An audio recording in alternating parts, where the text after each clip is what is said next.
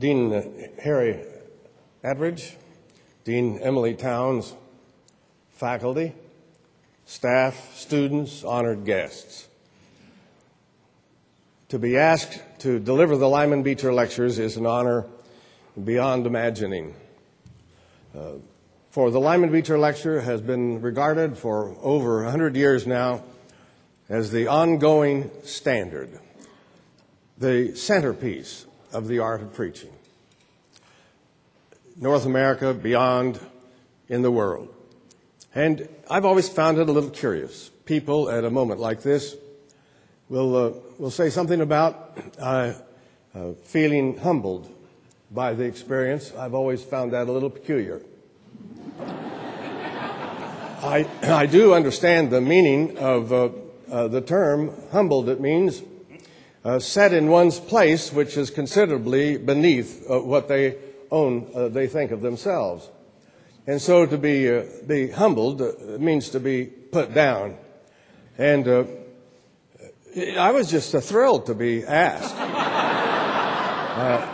But actually, I'm a fairly quick learner. And it was 2 weeks. It was 2 weeks after that letter came. I was leading a workshop on preaching with some United Methodist pastors, and I cited a number of people and then headed on back to Kansas City. And I began to think about the people I'd been citing. And by the time I got home, I realized that most everybody whose work I cited had been one time or another a Lyman Beecher lecturer. In fact, most of the citations were out of the Lyman Beecher lectures themselves. By the time I got home to Kansas City, I was humbled. Because these are my mentors. These are my heroes. Who could possibly walk in their footsteps? It just doesn't seem possible, certainly not possible for me. And that's why, as I said, I'm a fairly quick learner. This day is special for me in another way, and that's because of past associations here. Professor Nora Tisdale was a professor at Princeton when I was invited to be a visiting professor for a while there. And she was running some seminars for PhD students. Now, we knew each other for a long number of years by that time, but I had no idea until I sat in. She invited me to participate in some of them, and I discovered how thoroughly she knew the territory. I mean, they would move from name to name to name to name, and she seemed like she was inordinately, almost like friends of each of them. It was wonderful. And then with Professor Tom Troger, I've known him for so long, and we share a lot of interest in music, et cetera. And it seemed like only 3 years ago that I was doing a lectureship at Iliff when you were there. But they tell me you've been here longer than 3 years ago, 3 years. So that must have been longer than that. This multi-talented human being, just enormously talented in so many different ways, creative, I think, the creative homiletical leader of the Academy. It's wonderful to be with both of you here. And then Emily Towns, where there you are. We taught together. We taught together for 10 years at St. Paul's School of Theology in Kansas City, Missouri.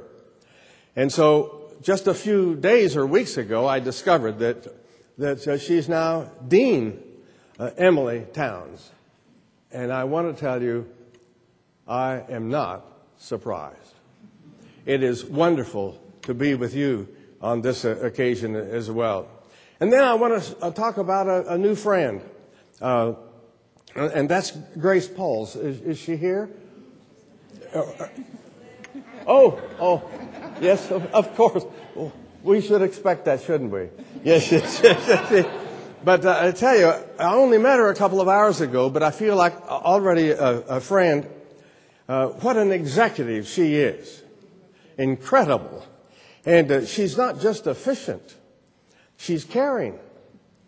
you can feel it over the phone.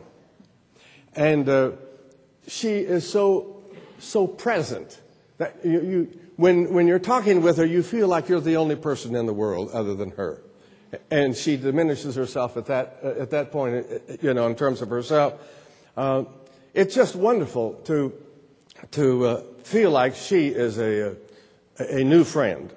And Sarah and I are both so grateful for all she has done to make smooth our coming to this place. So I just want to say I'm utterly grateful for this privilege.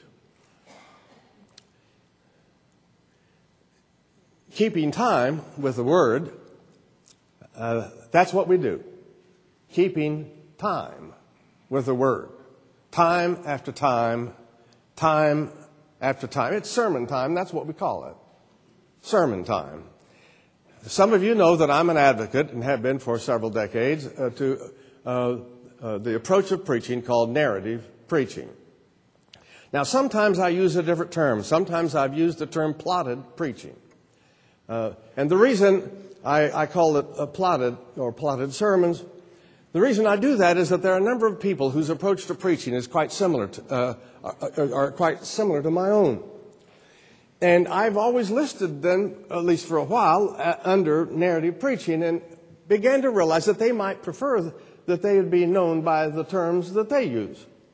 So, for example, Fred Craddock, at least at one point, was clear that he wanted to be labeled in terms of being an inductive preacher.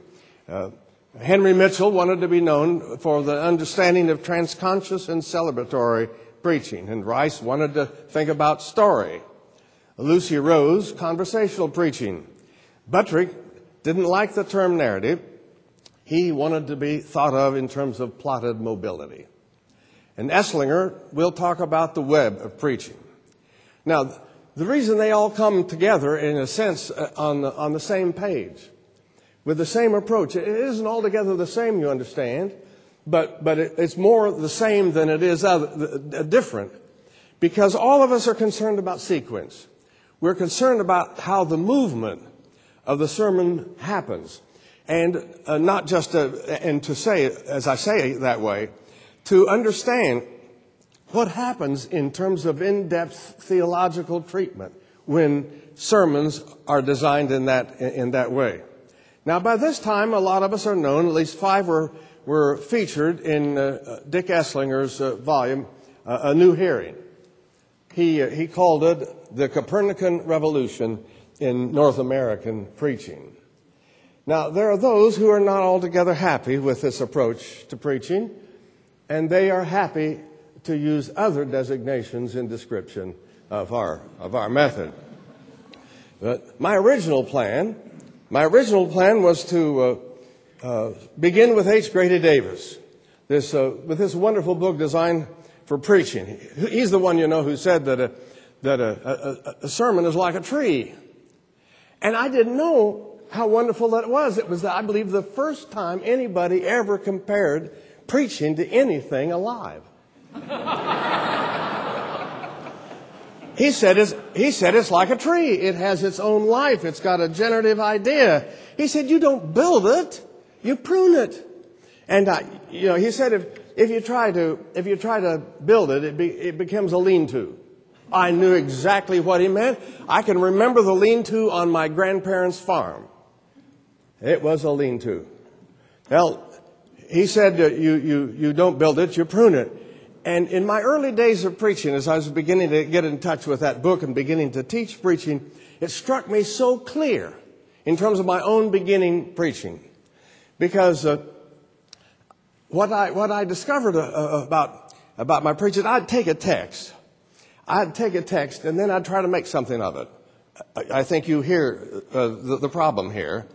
I'd try to make something homiletical of it. And sometimes the full thing wouldn't get off the ground. It just couldn't make it fly. And therefore, I would reach with the left hand to concordances to get another proof text for the occasion. And with the right hand, a book of sermon illustrations, maybe Kennedy's Volume 2. Some of you may be old enough actually to know that volume. But with the more added weight, the thing was even less likely to fly. Those were the worst sermons that I could preach in those days. The best ones that I could, that is not quite as bad, the better ones, let us say, they're the ones that when you try to make something of a text, it may just turn around and try to make something of your sermon. And when that happens, you don't add. You subtract. You prune. In fact, you had some notes here and some pretty good stuff that you had. But in fact, now with the life, the generative idea the text is handling, you can't be left behind, so you have to push aside. Well, that's good stuff. I'll use it another time, but not here, because the text seems to know where we ought to be going. That's called pruning. Well, now there's a further and helpful complication, and I hope it will be helpful at least, because just this year it came out, the recent publication of the 2006 Lyman Beecher Lectures, delivered by my good friend and fine colleague, Professor Tom Long. And I was eager to read. Later, I was able to actually hear what he said, because it's a little different from moment to moment. But at any rate, I was interested to find out what he was saying. He too began with H. Grady Davis. And he talked about, it was in a banner on page 2 in the first chapter here, the rise of narrative preaching. But then he abruptly moved down a startlingly different road.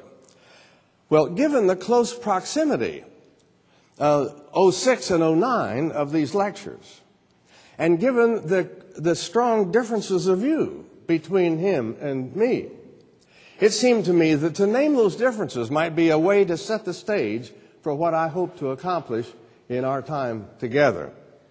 And so it starts here. It says, the rise of narrative preaching in the early 50s. Much of mainline Protestant preaching was highly didactic, he said.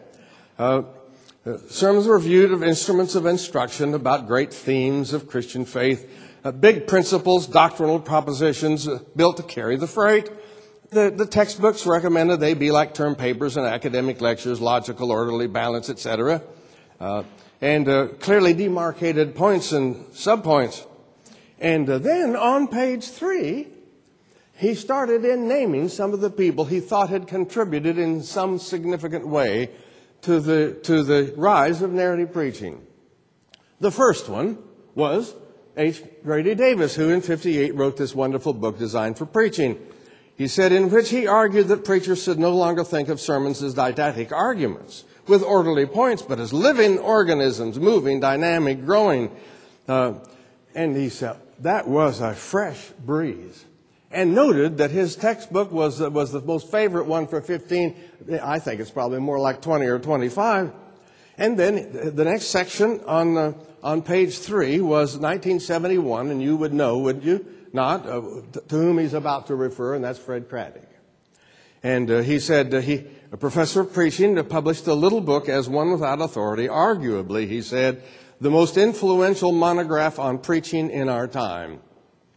And Craddock called for preachers to abandon the top-down deductive, my thesis for this morning is, in favor of suspenseful, inductive narratives of discovery.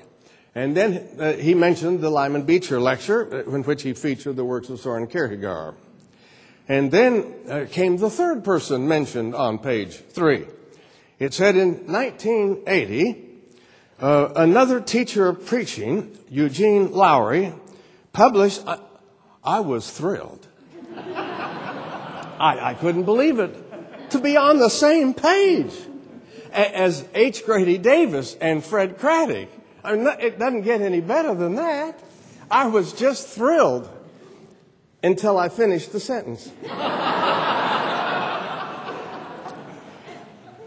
He said Lowry published, and he didn't actually say this here, but he did put it in the book, I'm happy to say, that he said the widely used and enormously influential preaching textbook, that's nice so far, the Homological Plot, which claimed, excuse me, what did I? which claimed that, do you sense that we're headed for trouble here? Which claimed that what really gets the juices going, do you feel the kind of tone in that gets the juices going, for hearers, is not learning about ideas, but resolving ambiguity. And thus, good sermons should be built on the chassis of narrative like plot structures that move sequentially from stirring up ambiguity to resolving it, from conflict to climax to denouement. Well, he got the right part right, the last part right. I agree with that. But it was interesting for me that, in fact, he would suggest that I wasn't really interested in getting into ideas. One of the reasons I thought of one particular sentence of mine when Williman and Lisher asked me, when they did the concise encyclopedia of preaching, they asked me to write the piece on narrative preaching. I was happy to do so. And about a third of the way in, here is what I wrote. That a narrative sermon is any sermon in which the arrangement of ideas, you did hear the phrase, didn't you? That in which the arrangement of ideas takes the form of a plot involving a strategic delay of the preacher's meaning. That is still not bad as a definition. The arrangement of ideas takes the form of a plot involving a strategic delay of the preacher's meaning. You see, I really thought for a number of years, or even decades, that I was hoping to help maximize the chance for the engagement with ideas and being engaged by those ideas. So at any rate, the worst is yet to come. I turned the page. And there, he quoted another good book with three editors, Steinley, Niedenthal, and Rice, and took a room, certainly more room than he gave me, gave a particular room for their definition of what preaching ought to be. And they asked this question: is there an image adequate to shape the form, content, and style of preaching? If we had to say in a word or two, in a picture, what preaching is and how it's done well, what would that phrase or picture be? Let us consider the storyteller. If we were pressed to say what Christian faith and life are, we could hardly do better than hearing, telling, and living a story. And if asked, he added in the book, and if asked for a short definition of preaching, could we do better than shared story? And I said to me, wait a minute, I think we just changed subjects here. And I turned on thinking maybe I was incorrect. He said there are a lot of varieties. They were endless, he said. But all of them riffs on the notion that good preaching was somehow story-shaped, story-saturated, story-driven. That's when I knew we were on a different page, a different subject altogether. But some might say, now wait a minute. He uses the word story here. You use the word narrative. They are synonymous terms, are they not? No, they are not synonymous terms at all. And so the subject somehow has changed. And in order, what I want to say rather than synonymous, that the terms story and narrative are overlapping categories. They're not totally different, but they're overlapping categories. And if you don't watch out, the larger category will get swallowed up into the smaller category. In this case, it's narrative that gets swallowed up into story. Let me explain what I mean by use of an analogy. I like with the students to throw out a word in a class and say, I want you to answer back immediately the first word that comes to your mind. So why not do it here? Why not do it here? I'm going to mention a word. I don't want you to think. I want you to come out with a word, all right? And I won't hear them all, but together we will. And remember, there's no wrong answer. None whatever, because I'm looking for the stretch of possible meanings to the word that I'm about to give. Now, my word is, are you ready? My word is medicine. Well, you see, I didn't get them all, but I know we've got quite a range. And because I've noticed when I've done it with smaller groups where I can begin to piece it together, and you will have heard your neighbor probably, that on one end, sometimes the answer is prescription. As a matter of fact, if you look it up in a dictionary, they always start with the closest and simplest definition of a term. They'll say a substance used to treat disease. But that's not the end of the matter. Because then you move over, and some of you said something about the practice of medicine, I'll bet. Did you not? Some may have talked about the art and science of medicine. Did you not? In short, there's a whole wide range. All the ramifications of medicine, it has a whole lot of meanings. Now I want to ask you, supposing we agree here today. Supposing we agree that from now on, when any of us use the term medicine, one person said, ugh, I forgot that one, but let's presume that from now on, when we use the term medicine, we mean and only mean prescriptions. All right? I bet you would be offended by that. You say, no, wait a minute. Prescriptions is only a little piece of a very large category. We can't just do that. You see, prescription is a possible subset of medicine. And some doctors don't prescribe anything because that's not their specialty, not their field. Well, that's what's going on here between story and narrative. If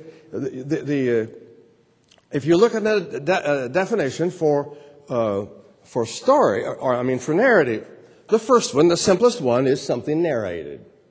And that's just the little one, a story, an illustration. And well, as a matter of fact, if you have an article before the term narrative, that's what you got. A narrative, the narrative. Or if you have an S at the end, narratives of, you know what we're talking about. It's pretty close to story, is it not? But then we get broader and bigger because the second one is the art or practice of narrative. Oh, and such words are used as plot, shape, structure, movement, pattern. You see how much larger that category is. And then a third is when it's used as an adjective or an adverb. For example, if you talk about narrative skills and narrative history, narrative preaching, you're banking on it being the art, something about the art or practice of narrative. So what's interesting when I think about this is that when you look at H. Grady Davis or Fred Craddock or Eugene Lowry, it's very clear what it is that they mean. Davis said the proper design of a sermon is a movement in time. Now, one of the illustrations that he uses about types of sermons is story, which is fine. It's a possible subset of the larger whole of a movement in time. Here's what a number of years ago Fred Craddock said is a narrative sermon.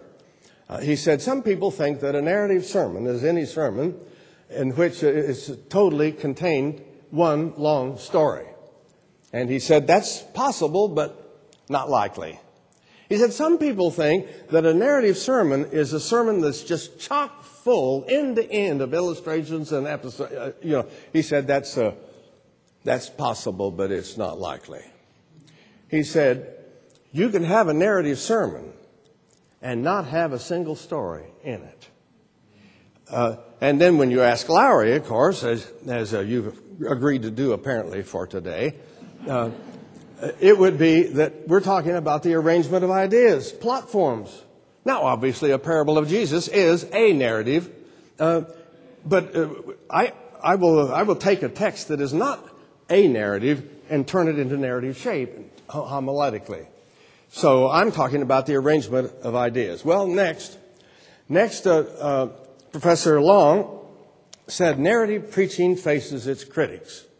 And he said at first there weren't many critics, but then he said now a chorus of critics has begun to sing, and listen to his language, and story preaching has come under fire from the theological right, from the theological middle, and from the theological left. And he goes ahead to explain what he means. He says the theological right says telling stories is too uncertain, doctrinally and biblically. It's just not crisp. You never know what story may mean. And so they said, it's just not good enough, not tight enough for us. And he said, the theological middle says, you know, if you have a congregation that is biblically literate and theologically informed, it's safe to use stories. But if you don't happen to be privileged by that kind of congregation, and I suspect that a lot of people are lacking that kind of definition, you dare not.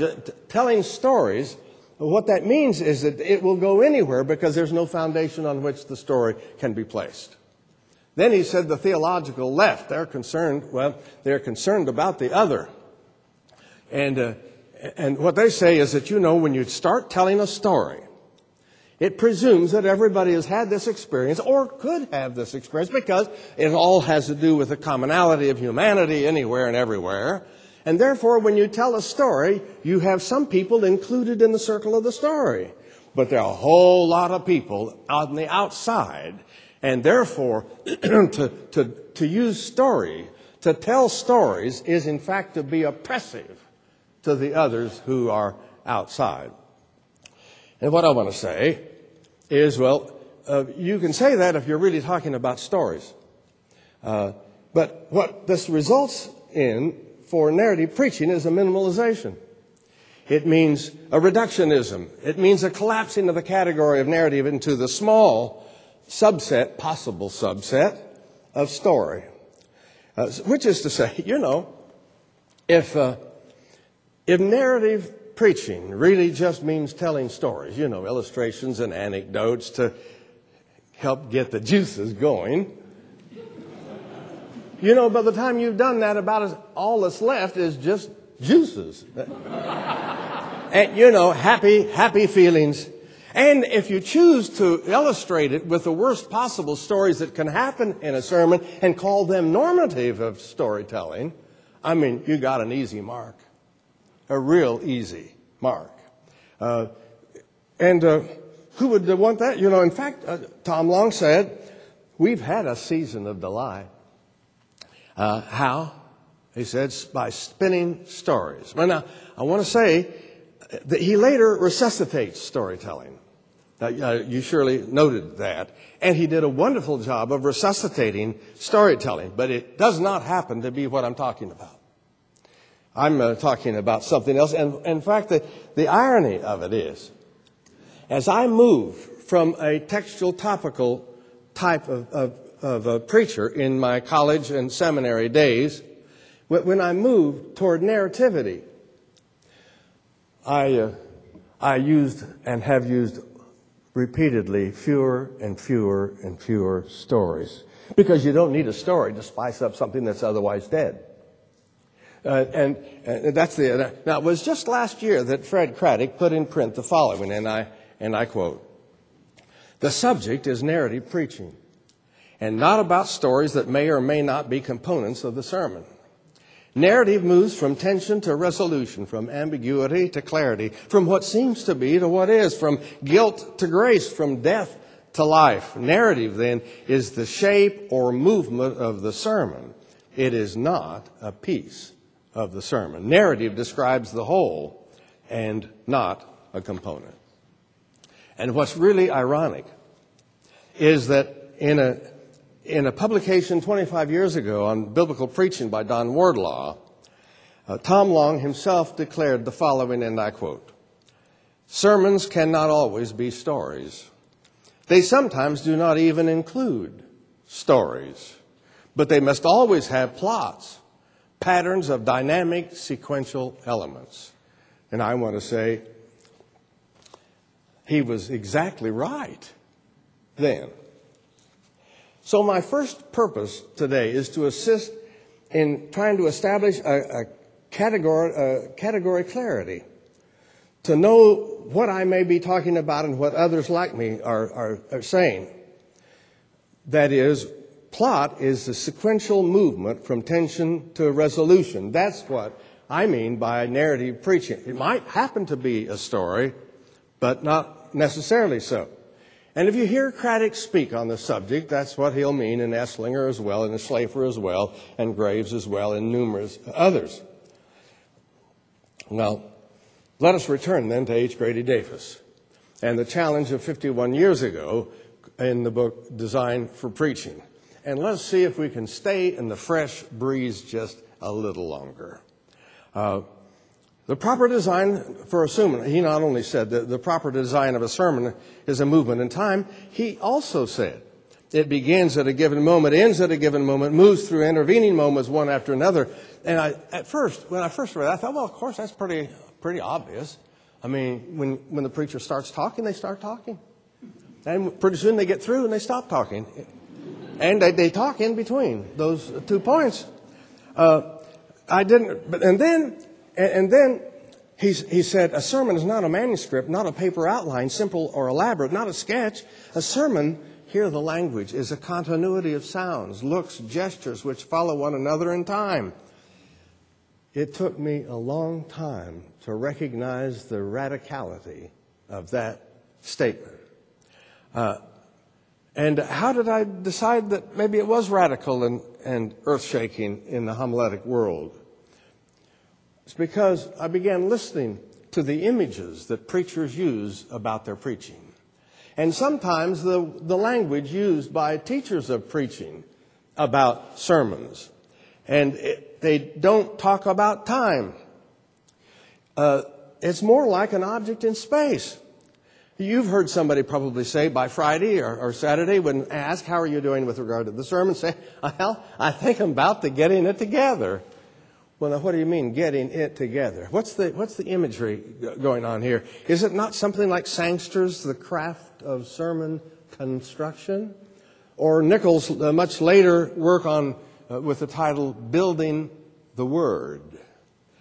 And it has a corollary lexicon, you know, a thing that's constructed like on a corner lot, parts that get assembled like a jigsaw puzzle, ideas that get assembled like in a car plant. Actually, the Lyman Beecher Lecture of 1908, Dr. Fonce said, we do not want a sermon built as a carpenter would build a row of houses. Not H. Grady Davis, certainly. He was talking time and not about an outline. He was talking about forms of continuity. And in fact, I think of Kirk Byron Jones in this wonderful little book, The Jazz of Preaching. I hope some of you are familiar with that. He said, musicians play notes. Preachers play words. And I thought it was so wonderful until I realized that actually H. Grady Davis had already said something like that when he said, I must play them as a musician plays themes.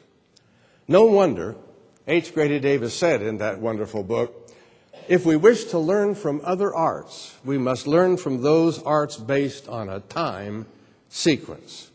Let me show you at the keyboard what I mean by the importance of sequence. I'm going to. The Bible has to be flexible, doesn't it? Yes. Well, it's in good hands now.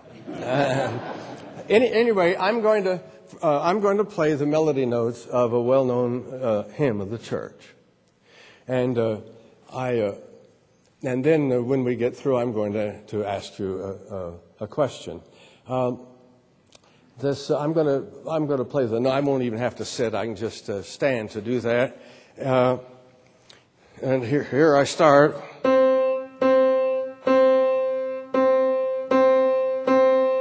The profundity is yet come.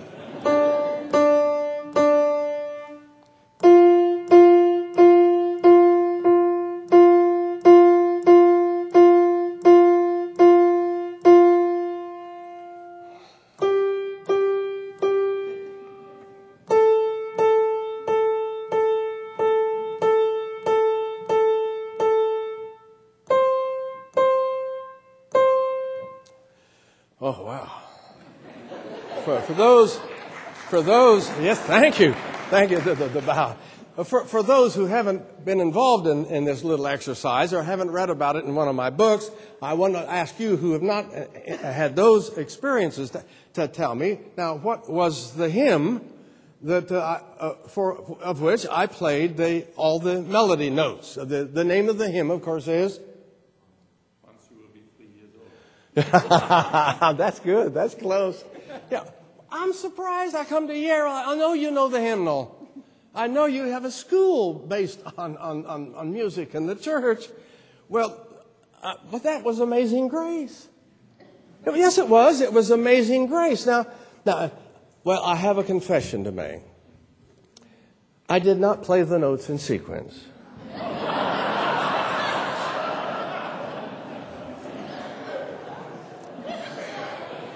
Now, you have every right to say, if you don't play the notes in sequence, how dare you call it anything, let alone Amazing Grace? Maybe those 35 notes, there are 3 C's, and 6 C's and 3 D's and 11 F's and so forth. You heard them all and got to 35. I don't have to repeat them now. And if somebody could compose a song with exactly those same notes, but in a different sequence. And so I decided for this occasion today I'd just compose a song. And so I've composed a song with the same 35 notes, only not quite in the same sequence. At any rate, I've named I woke up this morning thinking of lyrics for the tune. But at any rate, I've titled it already, Unamazing Grace.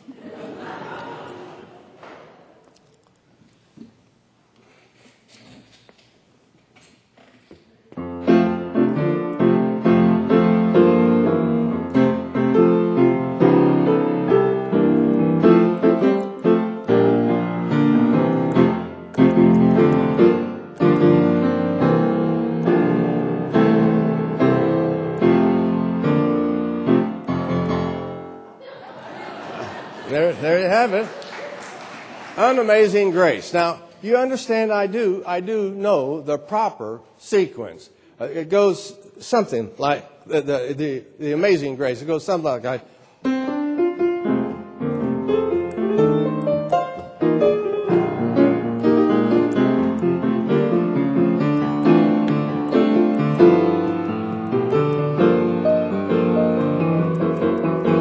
Well, we'll stop there because we're going to do a lot of that tomorrow when we encounter the Aristotle Blues, which in fact is a lecture concert. I'll talk and then play some jazz and then talk and play some more jazz.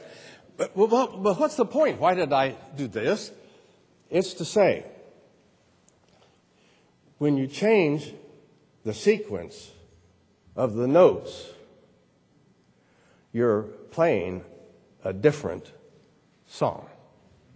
When you change the sequence of your words in the pulpit, you are preaching a different sermon.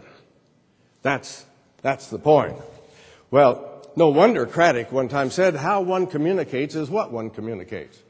Or Ciarday and Williams in How Does a Poem Mean said, the way in which it means is what it means. Or the Professor Evans Crawford, who in fact the little book is in your bookstore, The Hum, talks about homiletical musicality. And that got embodied for me one time when Fred Craddock was preaching and teaching at St. Paul's School of Theology. And this was the worship service in this case, and he always preaches a wonderful sermon. So the service is over, and I go up to say thanks to Fred Craddock, my mentor. And he looked at me and smiled. He said, that was kind of country, wasn't it? Now, do you hear how remarkable that is? It's to say that he could feel the modality of the movement of the sermon with the typical movement of country music. And then Gardner Taylor, who delivered the eulogy for the great Sandy Ray, who said of a sermon, he said, was that a speech half sung or a song half spoken? And the answer is it certainly was, wasn't it? No wonder that H. Grady Davis insisted that And I quote, "A sermon is like music, not music in the score, but in the live performance, where bar is heard after bar, theme after theme, never all at once. A sermon is like a play, not the printed book, but the actions on a stage, which move from a first act through a second to a third, and the drama is never seen all at once. A sermon is like a story told aloud, where each has gone forever into the past before the next is spoken." Isn't that marvelous? And I'm going to say, well, almost. I want to, just one little piece, and that is, there's also something happens as the music dies and goes away, or as the words die and go away. There is still a presence. It's the presence of the absence. And we're going to do that musically tomorrow to show how when words and when music moves on, then you have the presence of an absence. Well, we're talking about the sheer power of sequence, and I want to talk about medium. It's an even bigger difference yet. That is, when you talk about temporal art, you're talking about music and dance and drama, versus all at once presentational art like painting or sculpture. It's a different world, utterly a different world. To use an analogy, some artists work with acrylic on canvas. That's what they do. They're working in a particular medium. And a medium not only facilitates, it also limits. And when you work in a given medium, you're both controlled and influenced in both positive and negative ways with the medium you're in. So with acrylic on canvas, you're never going to hear sung high C, wrong medium. Nor you're likely to enter iambic pentameter, different medium. And so it is that what we're doing on Sunday is playing words into time, whispered into time, activating time, transforming time. Sometimes people will ask the question, what sermon form will best suit a particular biblical genre? And that's a good question, really adequate question.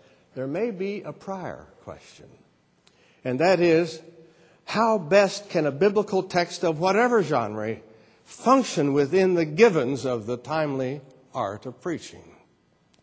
So note our focus so far here this afternoon has been the sheer temporal facticity of preaching, the first of three levels. I mean narrative as temporal modality. As Tony Craven, a professor of Hebrew Scripture at Bright Divinity School, would say, that what we're talking about is temporal sequence. It's the medium of our work. It's in the McLuhan sense. It's the given, the context. So, strangely enough, however you preach next Sunday will be a narrative sermon. That is, it starts at a given time, and it's going to move through time, and it's going to stop on another moment of time. At this level, it really doesn't matter how you preach. That is, it could be deductive or inductive. It could be imagery-based, or it may be logically driven. It could be used with a manuscript, or it might be without notes, or whatever the goal or purpose might be. But at any rate, at this level, it's a recital. It's not all at once like painting or sculpture. It's living in time like music and cinema and poetry. Preaching is in time, keeping time with a word. But this is just the first of three levels of narrative. So we turn to the second level. And that is, if we're moving from temporal modality to strategic principle, that's the next stage. That is, if we're going to utilize the time, how best to utilize it? What strategies might we use? And what are the variables? Well, if you're a singer, it's really good to sing on key. Really, really good. And if you're going to be speaking, it's really good to stay on course. But what course? What's the best kind of course to maximize the chance? Craddock said, you remember, the issue is not getting something said. The issue is getting something heard. So we need to move to strategy. And I'm fascinated by the recent work of Jeremy Begbie. I suppose a lot of you know Jeremy Begbie, formerly of Cambridge and now of Duke. he has a few talents. He's a concert pianist. He's a concert oboist. He's a concert director. And he's a theologian. And he's written this wonderful book, Theology, Music, and Time. He says music involves twin elements. You won't be surprised to hear what they are: tension and resolution. Now, it happens in multiple forms. He has little blips on the bottom of a page, and then larger blips, because, and then even larger, and finally one single one. He's saying there are different levels of these blips or these movements from tension to resolution. And he wants to say that tension is not a negative term. We're talking crucial anticipation here. Matters cannot be left where they are. In fact, he says such anticipation creates a musical meantime, which he says is an analogy to Paul's foretaste in Romans 8. What he's saying is that musical delay, promise, and fulfillment has a theological floor from tension to resolution. It's a narrative strategy with theological roots. And one of the most fascinating things in the book was when he was quoting somebody else so well. He was quoting the difference. He was talking about the difference between musical composition and musical improvisation. And he turned to Christopher Small's work, and I quote, "Western composed music," Mr. Small said, "is like a journey made by a composer who goes out, comes back from out there, and tells us something as best he can of what it was like. The journey may have been a long, arduous, and fascinating one. We may be excited, moved, even amused by it, but we cannot enter fully into the experience with him because the experience was over, and he was safely home before we came to hear of it." Improvising, on the other hand, in that the musician takes us with him on the journey of exploration. And as soon as I read that line, I realized how true it is in terms of my experience of jazz. You know, in Kansas City is a great place for jazz. It always has been. And I love to go and hear some of the best musicians of our city that are some of the best musicians in the country. And sometimes I have a problem. You get this group, they're wonderful. And they've gotten it together, and in musicians' language, it's gotten tighter and tighter and tighter. You know what I mean? I tell you. But there's a problem. It's not improvisation anymore. You know, when I go back after another week, it was the same riff that was the week before and the month before. It may be more finely honed, but it misses what is the most variable to make jazz, and that is improvisation. When musicians are vulnerable and they're looking at one another and they're scared together, one musician that I listened to recently said, like you're about to fall off a cliff. But after a while, they're not even looking at each other. They're just doing the thing because they've done it so many times before. It may be wonderful, but to that degree, it is no longer jazz.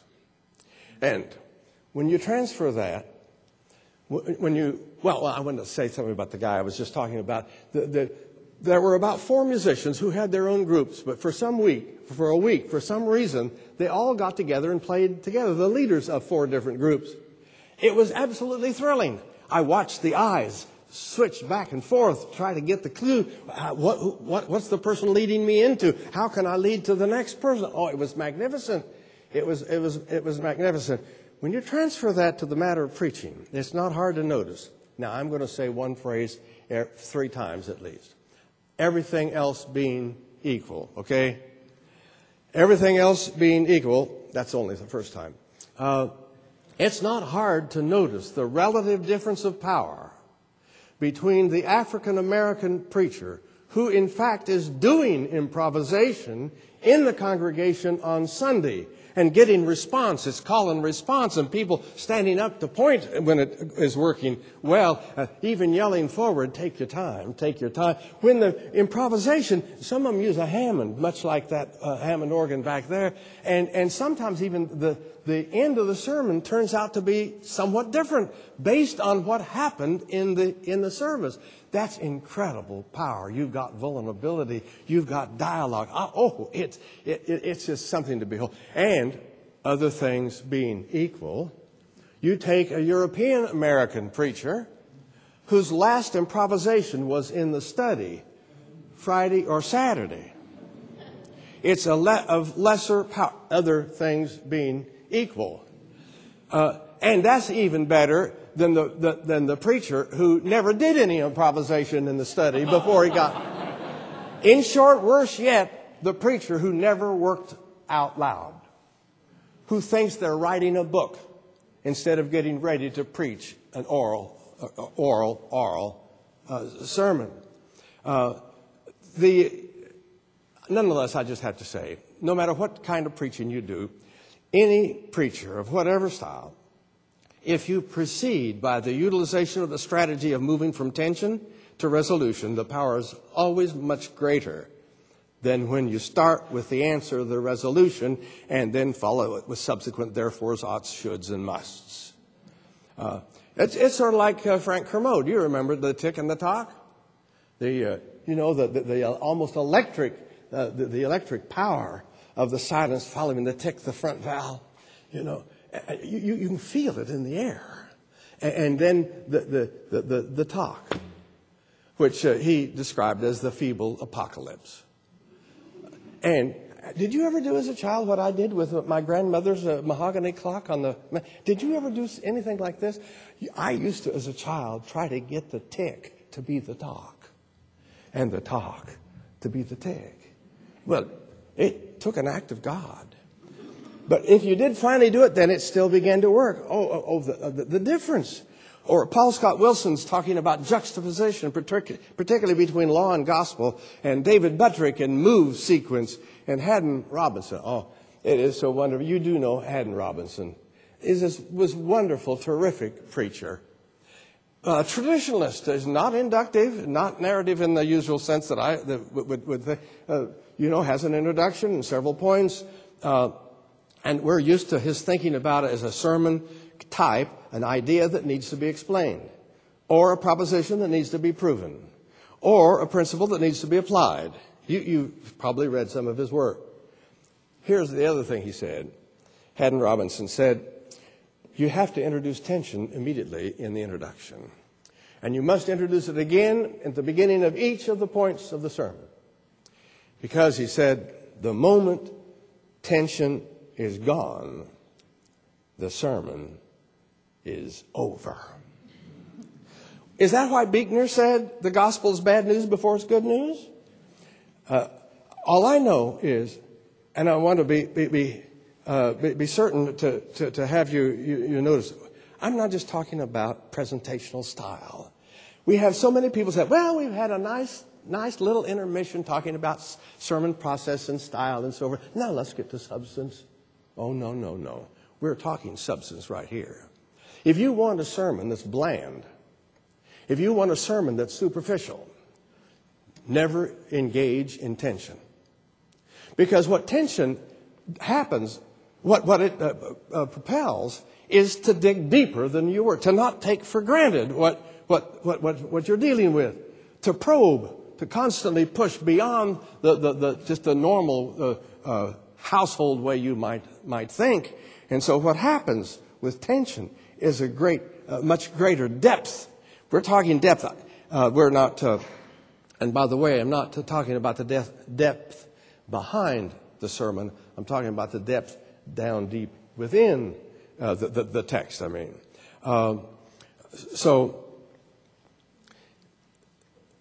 Fred Craddock, back to Fred. No wonder he began his work talking about induction instead of deduction. That is, don't start with answers. And then he, although subsequent writings, it's interesting, although subsequent writings did not continue the term inductive. Do you notice? And nor much on narrative as the Lyman Beecher Lecture, Overhearing the Gospel. He dropped the two terms, but he kept the principle. Because, and now I quote from Fred Craddock's third volume called Preaching. He said, it's difficult to overstate the vital role of anticipation in human life. The preacher understands the dynamic of anticipation and therefore designs sermons which create expectation with their early promise, but which will delay the fulfillment of that promise until the listener is sufficiently engaged to own the message, with on one end in view that the hearers be moved to respond to behavioral change. But meanwhile, here comes Brueggemann. You've heard him. He's been here. He speaks of the poet, the prophet who comes. And notice, it seems like every time he turns a phrase, it will be a phrase that includes first tension and then resolution. He says, for example, the poet comes with a voice that shatters reality and evokes new possibility in the listening assembly. Do you hear the move from tension to resolution? And right here, right here in the Lyman Beecher Lecture, he said, speech that destabilizes all our settled facts and opens the way for transformation and the gift of newness. In his 89 Lyman Beecher Lecture, in the book form, even the chapter titles are in the modality of tension to resolution. One chapter title is Numbness and Ache, the Strangeness of Healing.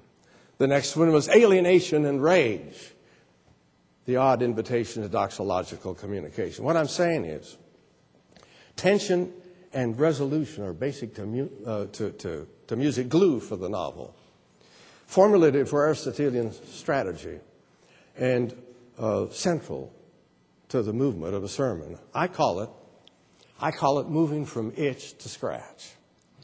But you need to be very careful what you think I mean by moving from itch to scratch. I am not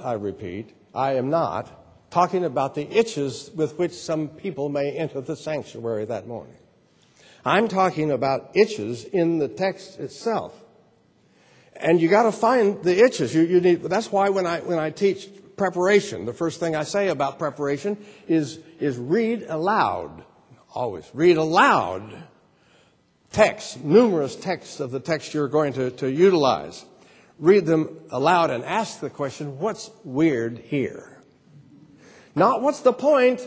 You're going to get home before you want to, and the folks will go home before you wanted them to.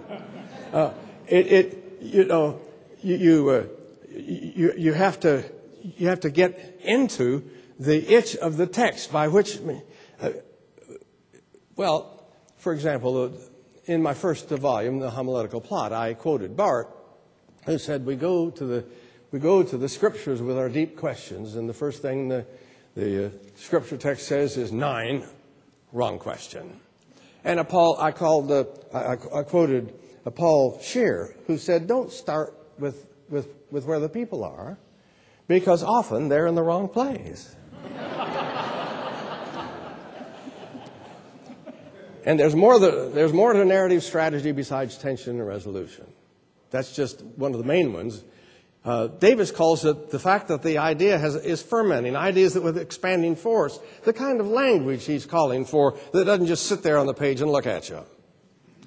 I call it the narrative strategy of causative, evocative, provocative language. Sometimes, as McFague once put it, it means using words that mean more than they ordinarily do. Fred Craddock calls it triggering of the mind, so he appeals to the senses. Have you noticed the weight of a grudge, the touch of friendship, the taste of remorse? You hear what it's doing? Such language does something with what it's talking about. Or like the great Gatsby of F. Scott Fitzgerald, who talked about Daisy. Some of you remember Daisy? Now, could have taken a long paragraph to talk about how rich she was and how it affected what she did and how she approached people in life. No, didn't bother doing that. That's prosaic talk. So, just said, her voice is full of money. That's it. That's it. Now, don't call that indirect. Don't call that indirect. It is what it's talking about. It's not indirect, it's embodied. It's not abstract. We might even use the term real presence. And it takes over. It does something with what it's saying. Finally comes the poet, says, with Brueggemann, from prose to poetry. And here's what he means by prose, prosaic, prose-like talk. He's talking about flat, settled, formulaic speech, in which he says often love letters feel like memos.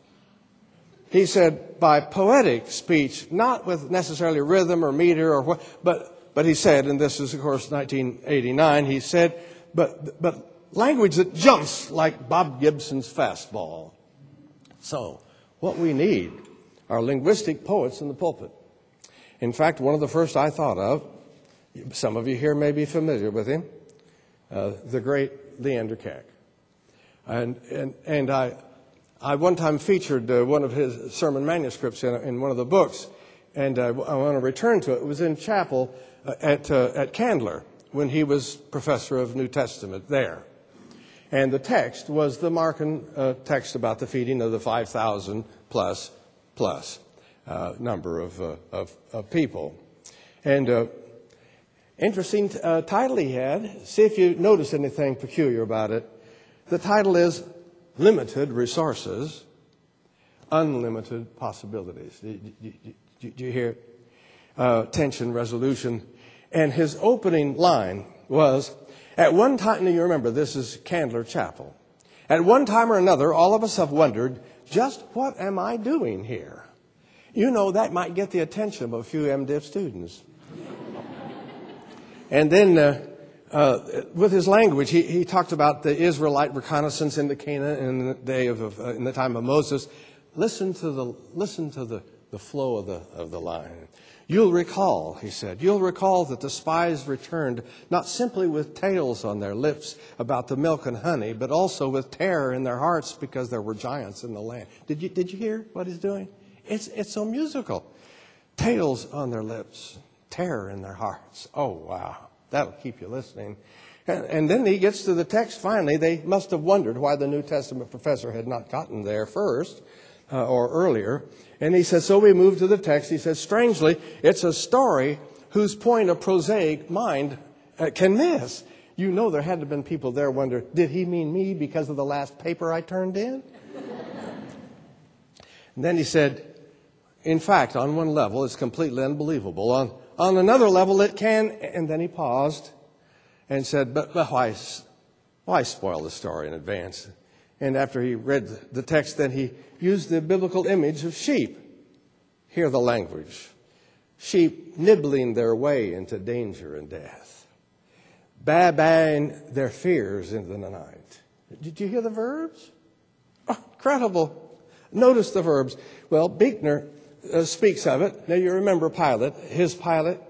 You remember the Pilate who was trying to quit smoking. And he could have taken a lot of time to talk about the disconnect between Pilate and the people he's ruling. He could just go on and on about that disconnect. He didn't do that. He put Pilate in a limo with tinted glass. Oh, you see what it does? And it's that Beecher who said, we're not just talking about words that are understood, but that are image and symbol as well as meaning, sound and rhythm, above all passion. And then he says it this way. I can't believe he did it this way. They set echoes the way a choir in a great cathedral does, only it is we who become the cathedral, and in us that the words echo. Oh, wow. Do you notice? He does it while describing what it is. And then Tom Long and the wonderful phrase, holy sounding talk with all the edges filed away. You can't miss it. And Barbara Brown Taylor, the sermon on the Samaritan woman at the well, the Christian Century has utilized twice in 12 years, the manuscript. And after noting, and I'm talking about listening, noting, Barbara, she says, Jesus talked longer to this woman than to any other in the Gospels. And it's a peculiar choice, she notes, happened to notice, because she was an outsider. And then she said, I mean outsider. Not only a woman, but a fallen woman with as many husbands as Elizabeth Taylor. Here's how Barbara Brown Taylor describes the meeting. When he lifts his head and asks her for a drink, She sees the olive skin, the dark eyes, the strong nose. He's no half-breed. This man is a Jew. But what in the world is he doing there? Has he lost his way? Has he lost his faith to be talking to her like that? And then notes that after the business about the husbands, she tries to get back to religion because she's getting a little uncomfortable with what he seems to already know. He's getting too personal. But then Barbara Brown Taylor says, but it doesn't work. When she steps back, he steps toward her. When she steps out of the light, he steps into it.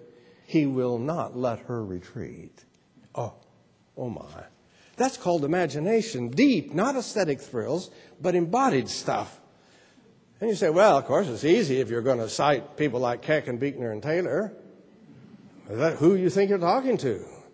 Well, of course, I understand that we're not like Keck and Beekner and Taylor, but we all can be better. If, in fact, we understand the nature of strategic language that becomes what it is. It is not beyond our grasp. It's within our work. Just don't give memos on Sunday. Don't give reports of last month's minutes. Find ways with tension and with words that work. Linger, listen, look. Just sometimes the problem is when we know passages too well and we skip over things because we've already been there 100 times. Like we're in Galatians, say, well, we don't need to mess with the first six verses. We know it's going to be hi, Paul, and so forth. And thank you for all the wonderful work you've been done. It's a blessing to the world. And now here's what I'm for. No, not in Galatians. He didn't. He never gave them praise, not one moment. He said, I'm astonished that you're so quickly deserting him who called you in his grace. Not that there's any other gospel, he said.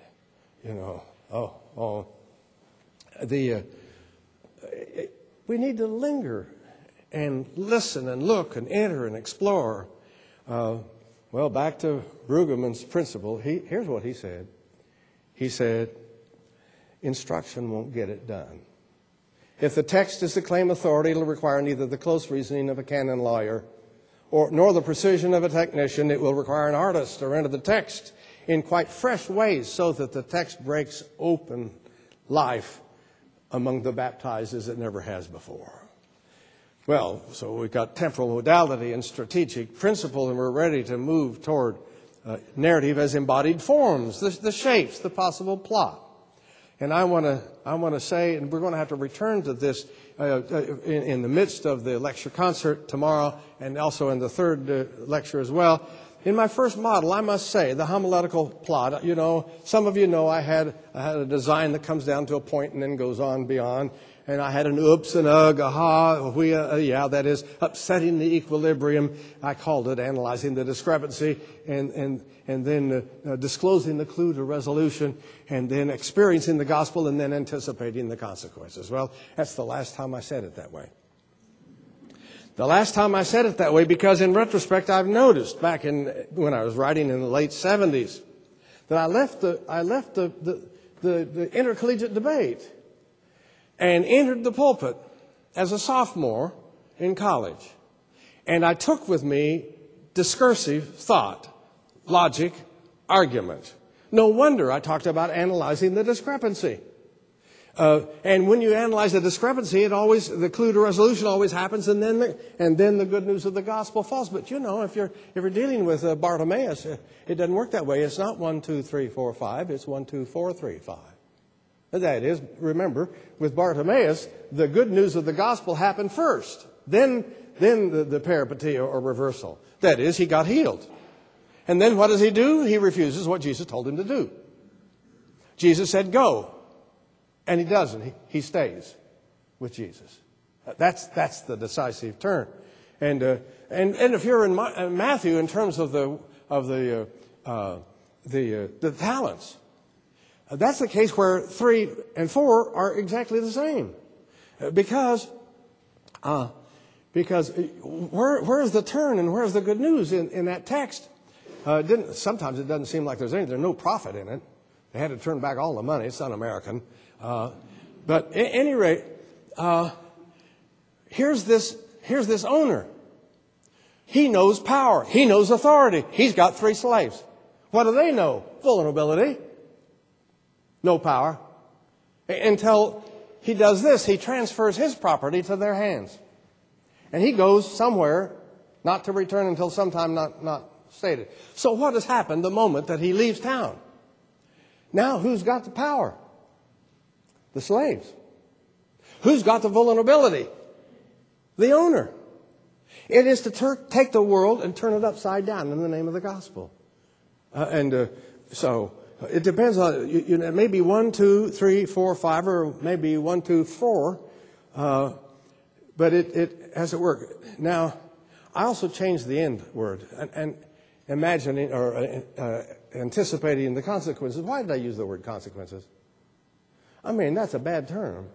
Bad connotation, maybe not for you, but for me. I remember the word consequences from my youth. It was never a happy day. And so why would I say anticipating the consequences? What I really mean is anticipating the new life that's made possible in the light of the gospel. So I've changed that as well. And we're going to have to talk about some of the other things this next time. But my next writing, doing time in the pulpit, rather than talking about analyzing, I talked about escalating. I would say the plot thickens, a swelling of suspense. And with reversal, it's not always 180 degrees. Surprising turn or the sudden shift. It's really interesting. Those of you who know my loop, it's a point there at the bottom. Have you noticed? And it's all like Michael Polanyi said when he says that we know more than we can tell. Long before I invented that notion of the plot of the sermon, the drawing always went to a point.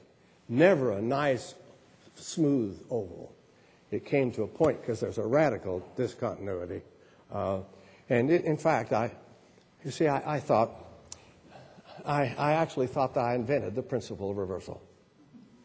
I did. I thought I invented it before I wrote the first book, only to discover that the principle of reversal had been stolen by Aristotle sometime before. So there's still 5 stages, but it changes by the text. It changes by the local theology in terms of congregational exegesis, as Nora is quick to tell us. But then there's something else I want to do, and that is it's time for me to prompt a further option for the plot. And you understand. I've mentioned it a couple of times. I've certainly mentioned it to you, Tom. But there's another mode of narrative preaching, and we just ran out of time. So, well, what is it? Well, I guess we'll have to wait to find out.